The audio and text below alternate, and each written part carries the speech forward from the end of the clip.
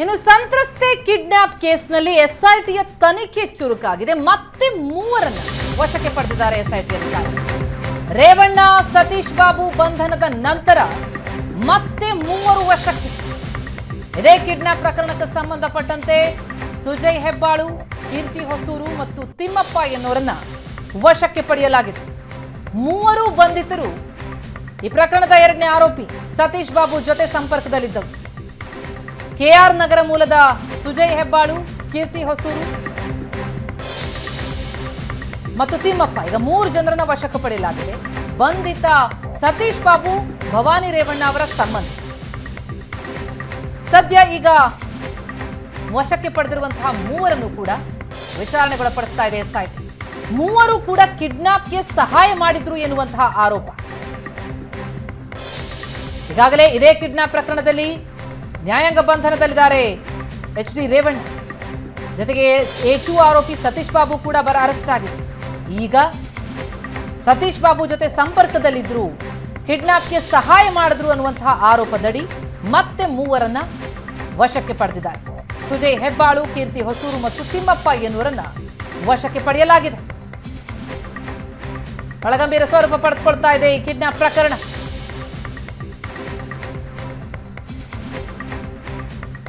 ಈ ಬಗ್ಗೆ ಡೀಟೇಲ್ಸ್ ಕೊಡ್ತಾರೆ ನಮ್ಮ ಪ್ರತಿನಿಧಿ ರಮೇಶ್. ಈಗ ಸಂಪರ್ಕದಲ್ಲಿದ್ದಾರೆ. ರಮೇಶ್, ಈ ಕಿಡ್ನಾಪ್ ಪ್ರಕರಣಕ್ಕೆ ಸಂಬಂಧಪಟ್ಟಂತೆ ಈಗ ಆಲ್ರೆಡಿ A1 ಆರೋಪಿಯಾಗಿರುವಂತಹ ರೇವಣ್ಣ ನ್ಯಾಯಾಂಗ ಬಂಧನದಲ್ಲಿದ್ದಾರೆ. ಜೊತೆಗೆ ಸತೀಶ್ ಬಾಬು ಅರೆಸ್ಟ್ ಆಗಿದೆ. ಈಗ ಮತ್ತೆ ಮೂವರನ್ನೇ ಅರೆಸ್ಟ್ ಮಾಡಲಾಗಿದೆ. ಇವರ ಪಾತ್ರ ಏನು, ಏನ್ ಡೀಟೇಲ್ಸ್ಗಳು ಲಭ್ಯ ಆಗ್ತಾ ಇದೆ? ಪ್ರತಿಮಾ, ಏನು ಸಂತ್ರಸ್ತೆಯನ್ನು ಕಿಡ್ನಾಪ್ ಮಾಡಿದಂಥ ಆರೋಪದಲ್ಲಿ ಈಗಾಗಲೇ ಎಚ್ ಡಿ ರೇವಣ್ಣ ಅವರು ಜೈಲು ಸೇರಿದ್ದಾರೆ. ಮತ್ತು ಅವ್ರಿಗಿಂತ ಮೊದಲು A2 ಆರೋಪಿ ಸತೀಶ್ ಬಾಬಣ್ಣ ಕೂಡ ಅರೆಸ್ಟ್ ಆಗಿದ್ದರು. ಈ ಒಂದು ಪ್ರಕರಣವನ್ನು ನೋಡ್ತಾ ಹೋದರೆ ಅಂದರೆ ಸಂತ್ರಸ್ತೆಯ ಪುತ್ರ KR ನಗರ ಪೊಲೀಸ್ ಠಾಣೆಯಲ್ಲಿ ಕೊಟ್ಟಂಥ ದೂರಿನ ಅನ್ವಯ ಸತೀಶ್ ಬಾಬಣ್ಣ ಕರ್ಕೊಂಡು ಹೋದರು. ಸತೀಶ್ ಬಾಬಣ್ಣ ಕರ್ಕೊಂಡು ಹೋಗೋ ಸಂದರ್ಭದಲ್ಲಿ ರೇವಣ್ಣ ಅವರು ನನ್ನ ತಾಯಿಯನ್ನು ಕರ್ಕೊಂಡು ಬನ್ನಿ ಅಂತ ಹೇಳಿದರು. ಆಯ್ನೆಲೆಯಲ್ಲಿ ಕರ್ಕೊಂಡು ಹೋಗಿ ಸಂಪರ್ಕಕ್ಕೆ ಸಿಗ್ತಾ ಇಲ್ಲ, ಎಲ್ಲ ಕಡೆ ಕೂಡಿಟ್ಟು ಅವ್ರಿಗೆ ಹಿಂಸೆ ಕೊಡಲಾಗ್ತಿದೆ ಅನ್ನೋಂಥ ಪ್ರಮುಖವಾದ ಆರೋಪ ಇತ್ತು. ಸೊ ಹಾಗಾಗಿ ಈಗಾಗಲೇ ಸತೀಶ್ ಬಾಬಣ್ಣ ಅರೆಸ್ಟ್ ಆಗಿದ್ದಾರೆ.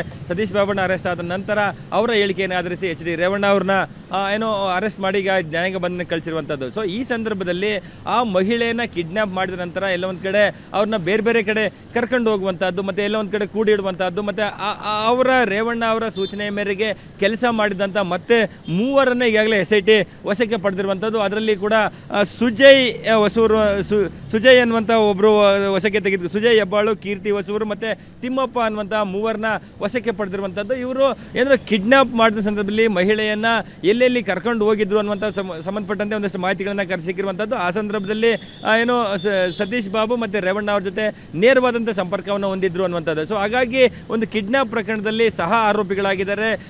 ಮತ್ತು ರೇವಣ್ಣ ಅವರ ಸೂಚನೆ ಮೇರೆಗೆ ಮಹಿಳೆಯನ್ನೆಲ್ಲ ಒಂದು ಕಡೆ ಒತ್ತಡಾಗಿ ಇಟ್ಕೊಳ್ಳುವಂಥದ್ದು, ಅವರಿಗೆ ಟಾರ್ಚರ್ ಮಾಡುವಂಥದ್ದು, ಅಥವಾ ಅವ್ರಿಗೆ ಒಂದಷ್ಟು ಮನವೊಲಿಸುವಂಥದ್ದು, ಅಥವಾ ಬೆದರಿಕೆ ಹಾಕುವಂಥದ್ದು, ಒತ್ತಡ ಹಾಕುವಂಥ ಕೆಲಸಗಳನ್ನು ಮಾಡಿದ್ದಾರೆ ಅನ್ನುವಂಥದ್ದು SIT ಮೂಲಗಳು ಹೇಳ್ತಾ ಇರುವಂಥ ಮಾಹಿತಿ. ಆ ಹಿನ್ನೆಲೆಯಲ್ಲಿ ಈ ಕಿಡ್ನಾಪ್ನಲ್ಲಿ ಸಹಕರಿಸಿದಂಥ, ಕಿಡ್ನಾಪಲ್ಲಿ ಪಾಲ್ಗೊಂಡಂಥ ಮತ್ತೆ ಮೂವರನ್ನ ವಶಕ್ಕೆ ನಮಗೆ ಸಿಕ್ಕಿದಂಥ ಮಾಹಿತಿ ಪ್ರಕಾರ 6 ಜನರ ಅನುಮತಿಯನ್ನು ಕರ್ಕೊಂಡು ಬಂದಿದ್ರು ಅನ್ನುವಂಥದ್ದು. ಆದರೆ ಅದರಲ್ಲಿ ಪಾತ್ರ ಇದೆ ಅನ್ನುವಂಥದ್ದು ಕನ್ಫರ್ಮ್ ಆದಂಥ ಮೂವರನ್ನ ಈಗಾಗಲೇ ವಶಕ್ಕೆ ಪಡೆದುಕೊಂಡಿದ್ವಿ ಅನ್ನುವಂಥದ್ದು. ಮತ್ತು ಇವತ್ತು ಮಧ್ಯಾಹ್ನದೊಳಗಾಗಿ ಅವ್ರನ್ನ ಅರೆಸ್ಟ್ ತೋರಿಸುವಂಥ ಸಾಧ್ಯತೆಗಳಿದೆ. ಅರೆಸ್ಟ್ ತೋರಿಸಿದ ನಂತರ ಮ್ಯಾಜಿಸ್ಟ್ರೇಟ್ ಮುಂದೆ ಹಾಜರುಪಡಿಸಿ ಅವರನ್ನು ಕೂಡ ಹೆಚ್ಚಿನ ವಿಚಾರಣೆಗಾಗಿ ವಶಕ್ಕೆ ಪಡಿಬೇಕು ಅನ್ನುವಂಥ ಒಂದಷ್ಟು ತಯಾರಿಗಳನ್ನು SIT ಅಧಿಕಾರಿಗಳು ಮಾಡ್ಕೊಳ್ತಾ ಇರುವಂಥದ್ದು. ಅಂದರೆ ಎಲ್ಲ ಒಂದು ಕಡೆ ಕಿಡ್ನಾಪಲ್ಲಿ ಕೇವಲ ಆ ಸಂತ್ರಸ್ತೆಯನ್ನು ಕರ್ಕೊಂಡು ಬಂದ ಸತೀಶ್ ಬಾಬಣ್ಣ ಮತ್ತು ಕಿಡ್ನಾಪ್ ಮಾಡಿಸಿದಂಥ ರೇವಣ್ಣ ಅವರಷ್ಟೇ ಅಲ್ಲ, ಈ ಒಂದು ಕಿಡ್ನಾಪ್ನಲ್ಲಿ ಭಾಗಿಯಾದಂಥ ಬೇರೆ ಬೇರೆ ವ್ಯಕ್ತಿಗಳಿಗೂ ಕೂಡ ಈ ಒಂದು ಪ್ರಕರಣ ಮುಳುವಾಗುತ್ತೆ. ಮತ್ತು ಅವ್ರನ್ನೂ ಕೂಡ ಈಗಾಗಲೇ SIT ಪತ್ತೆ ಹಚ್ಚಿರುವಂಥದ್ದು. ಮತ್ತು ಇವರ ಮೂವರನ್ನ ವಿಚಾರಣೆಗೆ ಒಳಪಡಿಸಿದ ನಂತರವಷ್ಟೇ ಯಾರು ಕಿಡ್ನಾಪರ್ ಮಾಸ್ಟರ್ ಮೈಂಡ್ ಅಂತೇಳಿ ರೇವಣ್ಣ ಹೇಳ್ತಿದ್ದಾರೆ, ಅವರು ಏನು ಅವರಿಗೆ ಸೂಚನೆ ಕೊಡಲಾಯಿತು, ಅವ್ರಿಗೆ ನಿಜಕ್ಕೂ ಟಾರ್ಚರ್ ಕೊಡಲಾಯಿತಾ, ಯಾವ ಉದ್ದೇಶಕ್ಕೆ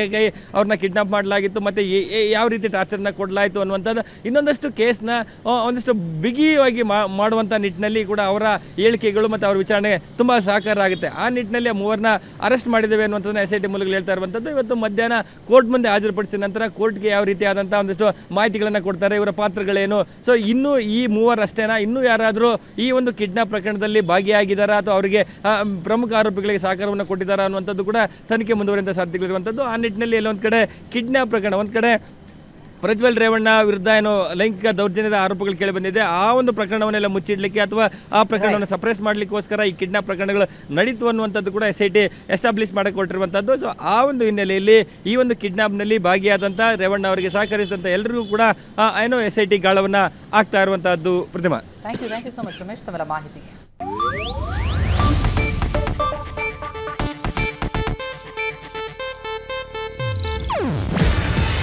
ಇದು ಏಷ್ಯಾನೆಟ್ ನ್ಯೂಸ್ ನೆಟ್ವರ್ಕ್ ಪ್ರಸ್ತುತಿ. ನೀವು ನೋಡ್ತಿದ್ದೀರಾ ಏಷ್ಯಾನೆಟ್ ಸುವರ್ಣ ನ್ಯೂಸ್.